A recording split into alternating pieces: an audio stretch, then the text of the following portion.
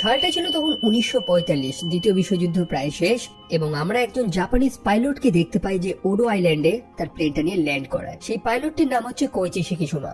So সেই আইল্যান্ডে কিছু টেকনিশিয়ান, কিছু মেকানিক রয়েছে যাদের কাজ হচ্ছে প্লেন ঠিকঠাক করে দেওয়া। সো সেই টেকনিশিয়ানদের যে হেড রয়েছে, যার নাম হচ্ছে সোসাকু তাচিবানা, সে সেই পাইলটটাকে দেখে বুঝতে পারে যে এটা তো একটা কামিকাজে পাইলট, এখানে কি করছে। আপনারা যারা জানেন না তাদেরকে বুঝিয়ে দিই, কামিকাজে পাইলটদের কাজ হচ্ছে বেসিক্যালি সুসাইড বম্বিং করা। মানে তাদের প্লেনে গুলি টুলি সব শেষ, তারা সরাসরি প্লেনটা নিয়ে শত্রুপক্ষের উপরেই ক্র্যাশ করবে। মানে নিজেও মরলাম, আরেকজনকে নিয়ে মরলাম। তবে শিকিসুমা নামক এই পাইলটটা যে ছিল একজন কামিকাজে, তার এতক্ষণে তো মরে যাওয়ার কথা ছিল, তবে সে কেন পালিয়ে এসেছে? সে একটা ভীতু, এই লজ্জায় তার মুখ দেখানো উচিত না। পরে আরেকজন সৈন্য এসেও তাকে সান্ত্বনা দেয় যে যুদ্ধ তো শেষ, ফলাফল তো সবাই জানে যে জাপান হারতে চলেছে। তো ফলাফল যখন সবাই জানে, তো সেখানে জীবনটা দেওয়ার মানেটাই বা কি? আপনি এমন কিছু জিনিসের জন্য তো জীবন দেবেন না যেটার কোনো আউটকাম নেই। শিকিসুমা তখন সেই আইল্যান্ডের সমুদ্রের ধারেই বসেছিল এবং সে লক্ষ্য করে যে বেশ কিছু সামুদ্রিক মাছ, মানে গভীর জলের মাছ, যারা মারা গিয়েছে এবং সেই সরে ভেসে এসেছে। জিনিসটা দেখে তার কাছে একটু অদ্ভুত লাগে, তবে সে ব্যাপারটাকে সম্পূর্ণ ইগনোর করে দেয়। তবে রাতের বেলা সেখানে হয় আর এক ভয়ানক কাণ্ড। রাতের বেলা সেখানে আচমকা সাইরেন বেজে ওঠে। প্রত্যেকে বাইরে বেরিয়ে এসেছে এটা ভেবে যে শত্রুরা হয়তো আক্রমণ করেছে, তবে না, সেখানে তো কোনো শত্রু নেই, বরং সেখানে যেটা ছিল সেটা তাদের শত্রুর থেকে অনেক বড় কিছু। একটা ভয়ানক ডায়নোসরের মতন দেখতে একটা জন্তু যে সেখানে র্যাম্পেজ শুরু করে। অনেকেই বৃহৎ ভয়ানক দেখতে জন্তুটাকে চেনে না, তবে একজন মানুষ সে চেনে। সে জানায় যে এই জন্তুটার নাম হচ্ছে গডজিলা। এক লোকাল মানুষের থেকে সেই জন্তুটার নাম একসময় শুনেছিল, তবে আজকে সে নিজের চোখে দেখছে। বড় ভয়ানক দেখতে, এবং টু বি অনেস্ট, এই গডজিলাটাকে দেখতে হরিফাইং, লিটারালি গা হাত পা কাঁপিয়ে দেওয়ার মতন। এবং সেখানে উপস্থিত সৈন্যদের অবস্থা সেম হয়, তারা বুঝতে পারছে না যে তাদের কি করা উচিত। সেই টেকনিশিয়ানদের যে হেড অর্থাৎ তাচিবানা, সে শিকিসুমাকে আদেশ দেয় যে তার প্লেনের বন্দুকটা চালাতে। সে ভেবেছে যে সেই প্লেনের 20mm মেশিন গান হয়তো সেই জন্তুটার অনেক বড় কিছু ক্ষতি করবে বা জন্তুটাকে সে মেরে দিতে পারবে। তাচিবানার আদেশ শুনে কোনো মতে শিকিসুমা তার প্লেনে তো ওঠে, তবে গুলি চালানোর মতন সাহস সে পাচ্ছে না। তার জীবনের ভয়। অত বড় একটা জন্তু যদি আপনার সামনে থাকে, আপনি কি করবেন? সে জাস্ট নিজের জীবন বাঁচাতে প্রচন্ড ভয়ে সে গুলি চালায় না। আর ততক্ষণে গডজিলা চরম র্যাম্পেজ শুরু করে দিয়েছে। বহু মানুষ বা বহু মেকানিক সেখানে জীবন বাঁচানোর জন্য গুলি চালানো তো শুরু করে, তবে সেই গডজিলার কোনো ক্ষতি তো হচ্ছে না তাতে, বরং সে নৃশংসভাবে মানুষগুলোকে হত্যা করা শুরু করে। এবং পরের দিন সকালে সেই স্থানে শুধু মানুষদের লাশ এবং লাশ। সেই চিফ মেকানিক তাচিবানা, সে শিকিসুমাকে বারবার দোষারোপ করছে যে গতকাল রাতে সে কেন গুলিটা চালায়নি। সে যদি গুলিটা চালাতো তাহলে হয়তো আজকে এই মানুষগুলো বেঁচে থাকতো। এরপরে আবারও দোষ দিয়ে দেয় যে এই মানুষগুলোর মৃত্যুর জন্য সে দায়ী। অলরেডি সে একটা বিশ্বাসঘাতকের ট্যাগ নিয়ে রয়েছে। সে একটা কামিকাজে সৈন্য, সে দেশের জন্য নিজের জীবন দেয়নি এবং গতকাল সে গুলি চালায়নি বলে এতগুলো মানুষ মরে গেছে। একটা মানুষ আর কত চাপ নিতে পারে? বাকি সৈন্যদের মাঝেই গা ঢাকা দিয়ে শিকিসুমা সেখান থেকে ফিরছিল, এবং তখন তাচিবানা তার হাতে সেই মৃত মানুষগুলোর কাছে থাকা ছবিগুলো দিয়ে দেয়। এটা তাকে বুঝিয়ে দেয় যে এই মানুষগুলোর যে পরিবার, তাদের লস, তাদের ক্ষতির জন্য দায় সে, তার কারণে এই জিনিসটা হয়েছে। চরম লজ্জায় অবশেষে শিকিসুমা তার নিজের বাড়িতে গিয়ে তো পৌঁছায়, তবে সম্পূর্ণ শহরটা ধ্বংস হয়ে গেছে। তার স্থান সেই টোকিও, যেখানে মার্কিন বাহিনীরা বম্বিং করেছে, যেটা ইতিহাসের পাতায় অপারেশন মিটিং হাউস নামে পরিচিত। বহু মানুষ মারা গেছে, কারোর বডি খুঁজে পাওয়া যাচ্ছে না। শিকিসুমার পরিবার সম্ভবত তারা মারা গিয়েছে। তার প্রতিবেশী অর্থাৎ সুমিকো, সে কিন্তু শিকিসুমাকে দেখে একেবারেই খুশি না। সেও জানে যে সে একটা কামিকাজে পাইলট ছিল, তার তো এই যুদ্ধে জীবন দেওয়ার প্রয়োজন ছিল, কিন্তু সে কেন ফিরে এসেছে? তার মতন ভীত সৈন্যদের জন্যই হয়তো জাপান এই যুদ্ধে হেরে গেছে। এবং আমরা কিন্তু এখানেও জাপানিজ নেইবার কালচারের সাথে আমাদের কালচারের কিছুটা সিমিলারিটি পাই। সো যুদ্ধে অর্থনৈতিকভাবে ধ্বংস হয়ে যাওয়া জাপান, মানুষের সার্ভাইভ করা কঠিন, না খেতে পেয়ে মানুষ মরে যাচ্ছে। এরই মাঝে মার্কেটে শিকিসুমার সাথে একটা মেয়ের সাক্ষাৎ হয়, যে তার কাছে থাকা বাচ্চাটা শিকিসুমার হাতে দিয়ে কোনো মতে পালিয়ে যায়। সেই মেয়েটাকে কিছু মানুষ তাড়া করেছিল, কারণ সে নাকি চুরি করেছে। এবং শিকিসুমা, সে তো বড় জ্বালাতনে পড়ে গেছে যে এই বাচ্চাটাকে সে তো আর ফেলেও যেতে পারছে না। মেয়েটা তার হাতে দিয়ে গেছে, সে কি করবে? সে বাচ্চাটাকে হাতে নিয়ে সেখান থেকে বেরোয়, এবং পরে সেই মেয়েটার সাথে তার সাক্ষাৎ হয়। মেয়েটার নাম হচ্ছে নরিকো। মেয়েটা শিকিসুমাকে দেখে খুবই খুশি হয়ে যায় যে সে কেন বাচ্চাটাকে সেই মার্কেটে, সেই বাজারে ফেলে রেখে আসলো না, সে কেন নিজের সাথেই রাখলো। শিকিসুমা সেই মেয়েটাকে এবং তার কাছে থাকে সেই বাচ্চাটাকে তার ভাঙাচোরা সেই বাড়িতে নিয়ে যায়, সেখানে আশ্রয় দেয়। আমরা জানতে পারি যে সেই মেয়েটা, সেও তার পরিবারকে হারিয়েছে এবং সেই ছোট বাচ্চাটার পরিবারেরও কোনো খবর নেই, অর্থাৎ সেই মেয়েটা এবং বাচ্চাটার মধ্যে কোনো কানেকশন নেই, এবং শিকিসুমা তাদের দুজনকে আশ্রয় দিয়েছে তার কাছে। অন্যদিকে আবার তার সেই প্রতিবেশী সুমিকো, সে সিকিসুমাকে জিজ্ঞেস করে যে এই মেয়েটা কে, কাকে নিয়ে এসছে সে। সিকিসুমা সত্যি কথাই জানিয়ে দেয় যে সে এই মেয়েটা এবং সেই বাচ্চাটাকে তো আর বাইরে ফেলে আসতে পারে না, সে তাদেরকে আশ্রয় দিয়েছে। এবং আমরা দেখতে পারি যে তার প্রতিবেশী সে একটু দয়ালু। এখানে খাদ্যের ক্রাইসিস, তা সত্ত্বেও সে তার ঘর থেকে কিছু চাল দিয়ে দেয় সেই ছোট বাচ্চাটাকে খাওয়ানোর জন্য, কারণ তাকে তো জীবিত থাকতে হবে। দুটো অ্যাডাল্ট মানুষ, তারা তো না বাইরে থেকে কিছু জোগাড় যন্ত্র করে খেতে পারবে, তবে এই বাচ্চাটাকে তো কিছু খাওয়ানোর প্রয়োজন। আর এখান থেকে সিকিসুমার ভাঙাচোরা সংসার তৈরি হয়। যদিও এটাকে কি সংসার বলা ঠিক হবে, কারণ সে মেয়েটা তার স্ত্রী না এবং সে বাচ্চাটাও তো তার না, সে জাস্ট তাদেরকে আশ্রয় দিয়েছে। আসলে সে তার নিজের পাপটাকে ধোয়ার চেষ্টা করছে, তার মধ্যে যে গিল্টটা রয়েছে সেটার থেকে সে মুক্তি পাওয়ার চেষ্টা করছে। শীঘ্রই সিকিসুমা একটা কাজও পেয়েছে এবং এই কাজটা করে দিতে পারলে ভালো টাকাও সে পাবে। অবশ্যই বাচ্চাটাকে তো দেখাশোনা করতে হবে, তবে কাজটা খুবই রিস্কি, তাকে মাইন সুইপিং এর কাজ করতে হবে। আসলে যুদ্ধের সময় সেই দুই পক্ষ আমেরিকা এবং জাপান, তারা দুজনেই তো জলের নিচে মাইন লাগিয়েছিল। যুদ্ধ তো শেষ, তবে সেই মাইন গুলো তো অ্যাক্টিভ রয়েছে, সেগুলোকে তো বার করতে তো হবে। কাজটা রিস্কি, তবে যেহেতু সিকিসুমার একটা আর্মি ব্যাকগ্রাউন্ড রয়েছে, সেই টাইপের রিস্ক নিতে জানে, সেই কারণে সে হয়তো কাজটা করতে পারবে। আর কি, সে চলে যায় নিজের কাজে। ভেবেছিল যে তাদের একটা আর্মার্ড বোট দেওয়া হবে, অর্থাৎ সেই বোটগুলো যেগুলো মাইন বিস্ফোরণ থেকে সার্ভাইভ করতে পারবে, তবে না, সেটা বোট তো না, বরং একটা ভেলার মতন দেখতে কাঠের একটা নৌকা। সিকিসুমা তার এই নতুন চাকরিতে বেশ কিছু বন্ধু সে পাঠিয়ে নিয়েছে, অর্থাৎ তার ক্রু, যারা হচ্ছে কেনজি, ইয়োজি এবং শিরো। সো সে মন দিয়ে কাজ করছে, তবে সেই যে তার ভেতরে থেকে একটা গিল্ট রয়েছে না, সেটা একটা দুঃস্বপ্নের আকার নিয়েছে। এটাকে বেসিক্যালি সার্ভাইভার্স গিল্ট বলা হয়। মানে আপনি কোনো কারণে ধরে নেন বেঁচে গেলেন এবং সারা জীবন আপনি এই দুঃখে ভুগছেন যে আপনি বেঁচে গেছেন বলেই বাকি মানুষদের ক্ষতি হয়েছে। প্রথমত নিজের প্লেন নিয়ে পালিয়ে আসা, তারপর সেই ওডো আইল্যান্ডে গডজিলার উৎপাত, এই প্রত্যেকটা জিনিস তার মধ্যে একটা ট্রমার আকার নিয়েছে এবং সে রাতে ঘুমাতে পারছে না। এরই মধ্যে 1946 সালে আমেরিকা অপারেশন ক্রসওয়ার্ডস এর আন্ডারে বিকিনি অ্যাটলে তাদের পরমাণু বোমাগুলো টেস্ট করতে থাকে এবং এই বোমার ফলে, এই রেডিয়েশনের ফলে সে গডজিলার আকার অনেক বেড়ে যায়, সে মিউটেটেড হয়ে যায়। মানে একটু আগেই ওডো আইল্যান্ডে যে গডজিলাকে দেখেছিলাম তার সাইজটা একটু ছোট ছিল, ডাইনোসরের মতন, তবে এবার সে একটা জাইগ্যান্টিক আকার নিয়েছে। যাই হোক, সময় তো কাটতে থাকে, সিকিসুমা মন দিয়ে তার কাজ করতে থাকে। তার ক্রিউরা তার এখন ভালো বন্ধুতে পরিণত হয়েছে এবং সিকিসুমা তাদেরকে তার নিজের বাড়িতে আমন্ত্রণ জানিয়েছে। তার বন্ধুরা, বিশেষ করে ইয়োজি, যখন জানতে পারে যে সে একটা মেয়ে এবং একটা বাচ্চাকে আশ্রয় দিয়েছে যাদের সাথে তার কোনো কানেকশনই নেই, তখন সিকিসুমার প্রতি তাদের একটা রেসপেক্ট অনেক গুণ বেড়ে যায়। মানে সে যে কাজটা করছে এটাকে গডস ওয়ার্ক বলা হয়। কিছুদিন পর নরিকো, সেও একটা কাজ পেয়েছে। সে তার প্রতিবেশীর বাড়িতে সেই ছোট বাচ্চাটি, যার নাম হচ্ছে আকিকো, তাকে রেখে যাবে। এরপর মার্কিন সরকারের কিছু কনফিডেন্সিয়াল রিপোর্ট আমরা দেখতে পাই। কিছু তো হচ্ছে জলের নিচে পাওয়া কিছু অদ্ভুত সিগন্যাল, মার্কিন সাবমেরিন ইউএসএস রেডফিশ যেটা আচমকা ভাবে ডুবে যায়। জলের নিচে কি তাহলে সে বৃহৎ অজানা জন্তুটা রয়েছে? রেডিয়েশন চরম সেখানে, তবে এই সম্পূর্ণ ব্যাপারটাকে কনফিডেন্সিয়াল রাখা হয়েছে, কাউকে কিছু জানানো হয়নি। তারা জাস্ট সেই বৃহৎ জন্তুটার রেডিয়েশন ট্রেস করে জানতে পেরেছে যে সেটা প্যাসিফিক থেকে সরাসরি জাপানের দিকে রওনা দিয়েছে। যুদ্ধ তো তখন শেষ, তবে সোভিয়েতের সাথে আমেরিকার টেনশন সেই মুহূর্তে বাড়ছে। আমেরিকা তো জানে যে সেখানে কিছু না কিছু হচ্ছে, তবে সে তার নেভি সেখানে পাঠাতে পারবে না, কারণ সেখানে সোভিয়েতের একটা প্রেজেন্স রয়েছে। তাই সম্পূর্ণ কাজটা, সম্পূর্ণ ইনভেস্টিগেশনটা জাপানকেই করতে হবে। আর কি, সিকিসিমা এবং তার সম্পূর্ণ ক্রুকে পাঠানো হয়েছে সেই ভাঙাচোরা শিপটার কাছে। কিভাবে এই শিপটা ড্যামেজ হয়েছে কেউ জানে না। একটা বৃহৎ শার্ক নাকি সোভিয়েতরা এই কাজটা করেছে, সম্পূর্ণ ব্যাপারটাই অজানা তাদের কাছে। সিকিসিমা তখন লক্ষ্য করতে পারে জলের নিচে সেই গভীর জলের মাছগুলো যেগুলো মারা গিয়েছে। এরকম জিনিসটা সে অনেক আগেই তো দেখেছিল সেই ওডো আইল্যান্ডে, যেখানে গডজিলা হামলা করেছিল। সিকিসিমা মনে করে যে সম্ভবত সেই গডজিলাই কাজটা করেছে, সেই প্রিহিস্টোরিক ডাইনোসর। তবে তার ক্রিউরা কি এই কথা বিশ্বাস করবে? যদিও সেই ওডো আইল্যান্ডে যে গডজিলা হামলা করেছিল এটা সব মানুষদের থেকে গোপন করা হয়েছিল। কথাটা এরকম রটানো হয়েছিল যে আমেরিকা সেখানে হামলা করেছিল সেই রাতে। আর এইসব কথা শুনে সেই কম বয়সী শিরো, সে তো ভয় পেয়ে যায় যে তাদের এখানে কেন পাঠানো হয়েছে। তবে চিন্তা নেই, কিছু জাপানিজ ইম্পেরিয়াল নেভি শিপ ছিল যেগুলো ডিকমিশন করা হয়েছিল, সেগুলো ফিরে আসছে। অস্ত্র বোঝাই সেই জাহাজগুলো অবশ্যই তাদের হয়তো সাহায্য করতে পারবে, তবে তাদের আসতে তো একটু সময় লাগবে, তাদের অপেক্ষা করতে হবে। তবে কতক্ষণ? অলরেডি সেই স্থানে কিছু অ্যাক্টিভিটি বেড়েই চলেছে, জলের নিচে কিছু তো একটা রয়েছে। তবে ইউজি নামক সেই মানুষটা এইসবে বিশ্বাস করে না।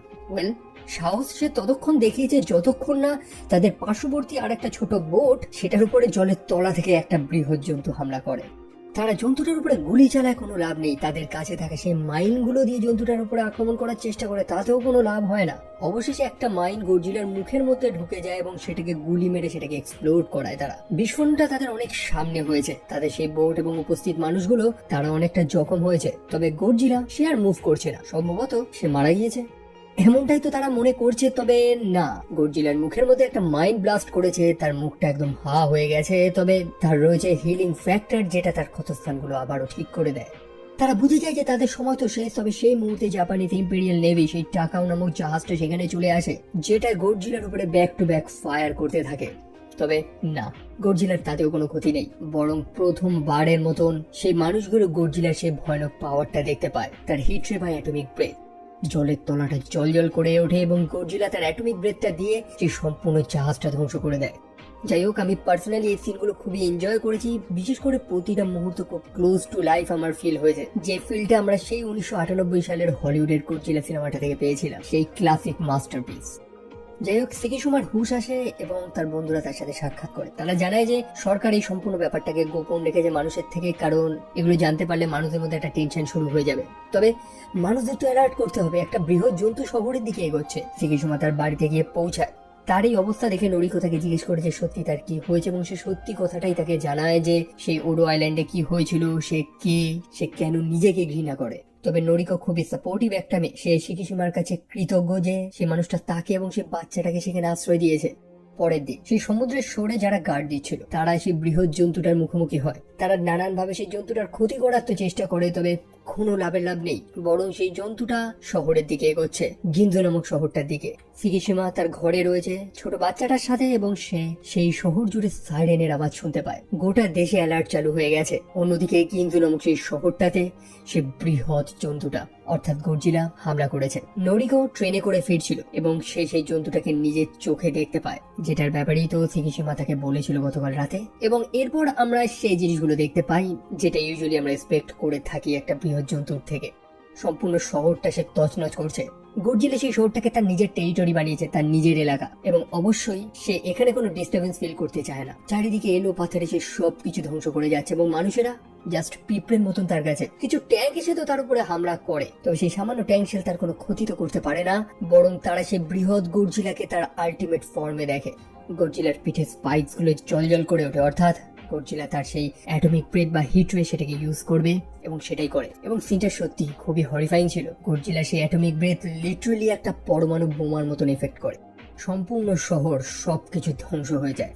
সিকিসুমার সময় মতন তো সেখানে পৌঁছেছিল নরিকোকে বাঁচানোর জন্য, তবে সেই বিস্ফোরণের শকওয়েভ এতটাই স্ট্রং ছিল যে সেই ঝড় নরিকোকে ভাসিয়ে নিয়ে চলে যায় কোথায়, তাকে আর পাওয়া যায় না। সিকিসুমা আবারও নিজের কাছে হেরে গেল এবং দায়ী হচ্ছে সেই বৃহৎ জন্তুটা। তবে তার চোখে আমরা একটা বদলার আগুন দেখতে পাই, সে প্রত্যেকটা উপায় খুঁজছে যে কিভাবে সেই জন্তুটার কোনো না কোনো ক্ষতি করতে পারে। সম্পূর্ণ শহরটা তছনছ হয়ে গেছে, প্রায় 30,000-এর উপরে মানুষ মারা গেছে, এবং এটাকে আমরা বলতে পারি যে হ্যাঁ ভাই, গডজিলা একটা ম্যান করেছে। গডজিলা তোলপাড় চালিয়েছে। মানে এখানে সেই মনস্টারভার্সের মতন মোনার্ক, অ্যাপেক্স সাইবারনেটিস, বাল এইসব কিছু নেই। জন্তুদের উপর নজর রাখা, গবেষণা করা এইসব কিছু না ভাই, বরং একটা বৃহৎ জন্তু শহরে আক্রমণ করেছে এবং মানুষেরা তাদের অস্তিত্বের জন্য লড়ছে। এটাই হচ্ছে ফ্যাক্ট এখানে। পরে কেনজি সিকিসুমার সাথে সাক্ষাৎ করে, তাকে জানায় যে তারা সিক্রেটলি একটা স্ট্র্যাটেজি বানাচ্ছে কিভাবে গডজিলাকে হারানো যেতে পারে। বহু মানুষ সেখানে অংশ নিয়েছে এবং সিকিসুমাকে অবশ্য সেখানে যাওয়া উচিত। আমরা ক্যাপ্টেন তাতসুওকে দেখতে পাই, সে বক্তৃতা দিচ্ছে, সে এবং তার প্রাক্তন কিছু সৈনিকরা তারা একত্রিত হয়ে প্ল্যান করছে যে কিভাবে জন্তুটাকে হারাবে। এবং এখানে কেন্দি নোডা নামক সেই মানুষটা তাদেরকে প্ল্যান দিয়েছে। গডজিলা সেই জল থেকে তো উঠে এসেছে এবং তারা সেই জল বা সেই সমুদ্রকেই অস্ত্র হিসেবে ব্যবহার করবে গডজিলার বিপক্ষে। তারা দুটো জাহাজের সাহায্য নিয়ে গডজিলাকে স্ট্রিং এর মাধ্যমে বেঁধে দেবে, যেগুলোর মধ্যে ফ্রিয়ন গ্যাসের কিছু সিলিন্ডার বাঁধা থাকবে। সেই ফ্রিয়ন গ্যাস যেটা কখনোই জলে ভাসবে না। তাদের প্ল্যান হচ্ছে যে সেই গ্যাসের ব্যবহার করে তারা গডজিলাকে সম্পূর্ণভাবে সমুদ্রের একদম তলদেশে ডুবিয়ে দেবে। স্থানটা হচ্ছে সাগামি বে, যার গভীরতা প্রায় 1,500 মিটারেরও বেশি। ইভেন বহু সামুদ্রিক প্রাণী যাদের জন্ম সমুদ্রেই হয়েছে তারাও জলের অত গভীরের চাপটা সহ্য করতে পারে না। তো তাদের কাছে এই প্ল্যানটাই রয়েছে যে গডজিলাকে যদি সমুদ্রের অনেক গভীরে পাঠানো যায় তাহলে হয়তো সেই সমুদ্রের চাপ গডজিলাকে মেরে দেবে। তবে এই প্ল্যান যদি তাদের ব্যর্থ হয় তখন হচ্ছে প্ল্যান বি। তারা বেলুনের মাধ্যমে গডজিলাকে জলের তলদেশ থেকে আবারও সরাসরি উপরে নিয়ে আসবে, তবে খুব স্পিডে নিয়ে আসবে, যেটাতে অবশ্যই গডজিলা মারা যাবে, যেটাকে এক্সপ্লোসিভ ডিকম্প্রেশন বলা হয়। দেখুন, গডজিলা যখন সমুদ্রের একদম তলে থাকবে, যদি সে সার্ভাইভ করে যায়, যদি সে বেঁচে যায়, তাহলে সে তার মাসেলস গুলো, তার চামড়া দিয়ে আপ্রাণ চেষ্টা করবে সেই সমুদ্রের চাপটাকে সহ্য করা। তবে প্রবল গতিতে যখন তাকে আবারও সমুদ্রের সারফেসে তোলা হবে তখন সেই চাপটা ঠিক উল্টো বিপরীতে কাজ করবে, যেটা বেসিক্যালি একটা ডিকম্প্রেশনের কাজ করবে এবং সম্ভবত এইভাবেই তারা গডজিলাকে মারতে পারবে। এখন তাদের হাতে তো কোনো চয়েস নেই, কারণ কি কোনো উপায় আছে? হাজারো বোমাবর্ষণ করেও তো দেখা হয়েছে, কোনো লাভ হয়নি। বহু মানুষ এই লড়াইতে অংশ নেয়নি, তাদের পরিবার রয়েছে, তাদের মনে ভয় রয়েছে, তবে বহু মানুষ বিনা দ্বিধায় নিজেদের জীবন দেওয়ার জন্য রাজি, কারণ এটা একটা অস্তিত্বের লড়াই। বাইরে থেকে কোনো সাহায্য আসবে না, কোনো দেশ আপনাকে সাহায্য করতে পারবে না, তাদের নিজেদেরই কিছু করতে হবে। সিকিসুমা সে প্লেন চালিয়ে সেই গডজিলাকে লিওর করে সে সমুদ্রে নিয়ে যাবে, নইলে তারা গডজিলাকে জলে ডোবাবেই বা কি করে। অন্যদিকে সিকিসুমা তো নিজের জীবন দেওয়ার জন্য প্রস্তুত। সেই মেয়েটা অর্থাৎ নরিকো, সেই জন্তুটার জন্যই হয়তো মারা গেছে এবং তার বদলা সে নেবে। তবে অধিকাংশ প্লেনকে তো ডিকমিশন করা হয়েছে, তবে কিছু প্লেন রয়েছে যেগুলোকে যুদ্ধে এখনো ব্যবহার করা হয়নি, কিছু প্রোটোটাইপ। এই যেমন কাইশু J7W শিন্ডেন, এই প্রোটোটাইপটা যুদ্ধে তেমন ব্যবহার করা হয়নি। প্লেনটার স্পিড তুখর, তবে এই প্লেনটার কিছু রিপেয়ার প্রয়োজন। তবে রিপেয়ার করবে কে?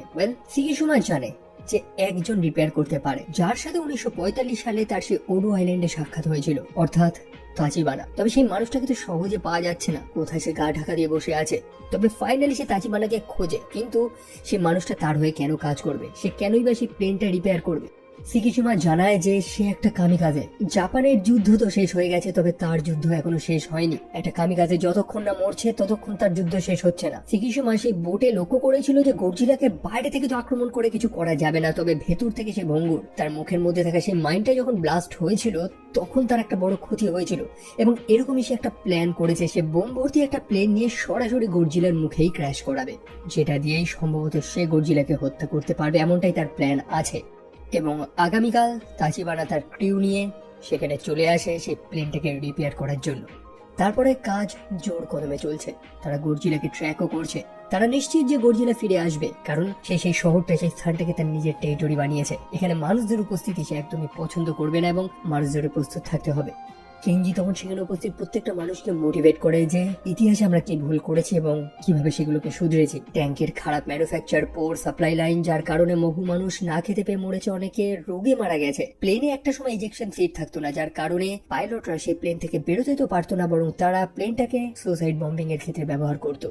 তবে এই লড়াইয়ে একটা মানুষেরও জীবন যাবে না, সেটা হতে দিতে পারে না। এমন ভাবেই তাদের এই মিশনটাকে এক্সিকিউট করতে হবে। তবে সেই ছোট শিরো নামক ছেলেটা, তাকে এই লড়াইতে অংশ নেওয়া হয়নি, সে অনেক ছোট, তাকে এখনো বাঁচতে হবে, এই দেশকে তার প্রয়োজন। তবে শিরোও তো সে লড়াইতে অংশ নিতে চায়। সিকিসিমা তারপর তার কাছে থাকা সেই ছোট মেয়েটা অর্থাৎ আকিকোকে তার প্রতিবেশীর কাছে ছেড়ে দিয়ে আসে। একটা বড় লড়াইতে সে নামতে চলেছে। তাচিবানা সে প্লেনটা রিপেয়ার করে ফেলেছে। সিকিসিমা তাকে জানাচ্ছে সে কেন নিজের জীবনটা দিতে চলেছে। আগের বার সে সত্যি ভয় পেয়ে গেছিল, তবে এবার সে জীবন দেওয়ার জন্য একটা কারণ পেয়েছে। তারপর আসে ফাইনাল মুহূর্ত। গডজিলা সেই সরে চলে এসেছে, শিপগুলোকে সে ধ্বংস করছে, মানুষের স্ট্র্যাটেজি গুলো নষ্ট হয়ে যাচ্ছে, তবে তাকে তো সেই মাঝ সমুদ্রে নিয়ে যেতে হবে। সিকিসিমা তাকে লিওর করতে থাকে। গডজিলা লাস্টে বিরক্ত হয়ে সেই প্লেনটাকে ধরার জন্য ছোটে, তাকে লিওর করে সেই সমুদ্রে নিয়ে যাওয়া হয়। তারা গডজিলার জন্য একটা ফাঁদ পেতে রেখেছিল, একটা খালি জাহাজ, যেটার উপরে গডজিলা তার অ্যাটমিক ব্রেথটা ইউজ করে, এবং এটাই তো মানুষরা চেয়েছিল। কারণ গডজিলা প্রথমবার তার অ্যাটমিক ব্রেথটা ইউজ করার পর সেটাকে আর পরে ব্যবহার করতে পারে না, সেটা রিচার্জ হতে একটু সময় লাগে। আর তারপরেই সে নেভির ভেসেল গুলো ফুল স্পিডে এগোতে থাকে গডজিলার দিকে। তারা প্ল্যান করেছে যে গডজিলাকে সেই ফেরন গ্যাসের ট্যাঙ্ক দিয়ে সম্পূর্ণ জড়িয়ে পেঁচে জলের তলায় ডুবিয়ে দেবে। তবে কাজটা খুবই কঠিন। গডজিলা যথেষ্ট স্ট্রং, তা সত্ত্বেও প্রতিটা মানুষের বুদ্ধিমত্তা এবং তাদের সাহসিকতায় তারা ফাইনালি গডজিলাকে সময় মতন সেই ফাঁদে ফেলেই দেয়। তারা গডজিলাকে একদম জলের তলায় পাঠিয়ে দেয়। জলের গভীরতা প্রায় 1,500 মিটারেরও নিচে।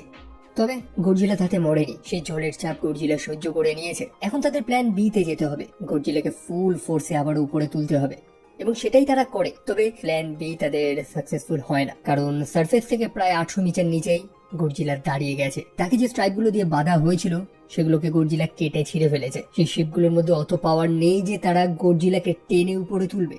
আর সেই সময় শিরো নামক সেই ছেলেটা তার সম্পূর্ণ গ্রুপ নিয়ে সেখানে চলে আসে। অনেকগুলো বোট সে এনেছে, তাদের প্রত্যেকের সহযোগিতায় তারা ফাইনালি গডজিলাকে টেনে সারফেসের উপরে তোলে। আমরা দেখতে পাই যে গডজিলা যথেষ্ট আহত হয়েছে, তার স্কিন গুলো চিড়ে গেছে, সে জলের তলার চাপ এবং পরের ডিকম্প্রেশন সত্যি গডজিলার উপরে এফেক্ট হয়েছে একটা ভয়ানক, কিন্তু সে মরেনি। এবং এখন গডজিলাকে দেখতে যা ভয়ানক লাগছে, এরকম ভয়ঙ্কর জিনিস মানুষ দুঃস্বপ্নেও দেখে না। প্রতিটা মানুষের আশা ভরসা শেষ। গডজিলা তার অ্যাটমিক ব্রেথটা এবার ব্যবহার করতে চলেছে। তবে শেষ মুহূর্তে সিকিসুমা তার প্লেনটা নিয়ে সরাসরি গডজিলার মুখের মধ্যে ক্র্যাশ করায়, যেটা ব্লাস্ট হয় এবং গডজিলা তারপরে আর কোনো মুভমেন্ট করছে না। সে বিস্ফোরণে তার মুখ সমেত স্কালটা সম্পূর্ণ নষ্ট হয়ে গেছে। তবে সেকিসুমা সে কি সত্যি মারা গেছে? সে কি সত্যি এবার তার নিজের জীবনটা দিয়েছে? না, সে চেয়েছিল তো জীবন দিতে, তবে কাশিওয়ানা তাকে বুঝিয়ে দেয় যে অন্তত সেই ছোট বাচ্চা মেয়েটা অর্থাৎ আকিকোর জন্য তাকে বাঁচতে হবে। সেই প্লেনের একটা ইজেকশনের ব্যবস্থা সে করে দেয়, যাতে সেকিসুমা সময় মতন সেই প্লেন থেকে ইজেক্ট হতে পারে, এবং সে হয়েছে। তারপর আমরা দেখতে পাই যে গর্জিলার শরীরটা চিড়ে যাচ্ছে, ভেতর থেকে হিট রেস গুলো বেরোচ্ছে এবং ধীরে ধীরে যে সমুদ্রের তলায় ডুবে যায়। প্রতিটা মানুষ হাসি মুখে ফিরে এসেছে, এখন তাদের গর্বের মুহূর্ত। এই লড়াইটা তারা ফাইনালি জিতে গেছে। অন্যদিকে সুমিকো অর্থাৎ সেই প্রতিবেশী যার কাছে সেই ছোট বাচ্চাটা ছিল, সে সেকিসুমার সাথে সাক্ষাৎ করে এবং তার হাতে একটা চিঠি ধরিয়ে দেয়। হাসপাতাল থেকে সেই চিঠিটা এসেছে। আসলে নরিকো যাকে সেকিসুমা ভেবেছিল মারা গিয়েছে, সে বেঁচে গিয়েছে। তবে নরিকোর ঘাড়ে গলায় আমরা একটা অদ্ভুত কিছু একটা জিনিস দেখতে পারি, অনেকটা প্যারাসাইটের মতো। কি জিনিস সেটা তো এক্সপ্লেন করা হয় না, তবে সেটা ধীরে ধীরে যেন তার শরীরে ছড়াচ্ছে। একই সাথে সে মৃত গর্জিলা যে সমুদ্রে তলিয়ে যাচ্ছিল, তারও ধ্বংস হয়ে যাওয়া শরীরটা ধীরে ধীরে হিল হয়ে যাচ্ছিল। তো কি হলো অ্যাকচুয়ালি এখানে? এটা জানার জন্য হয়তো আমাদের এটার পরবর্তী পার্টের অপেক্ষা করতে হবে। আর এটাই ছিল গডজিলা -1 সিনেমাটার স্টোরি।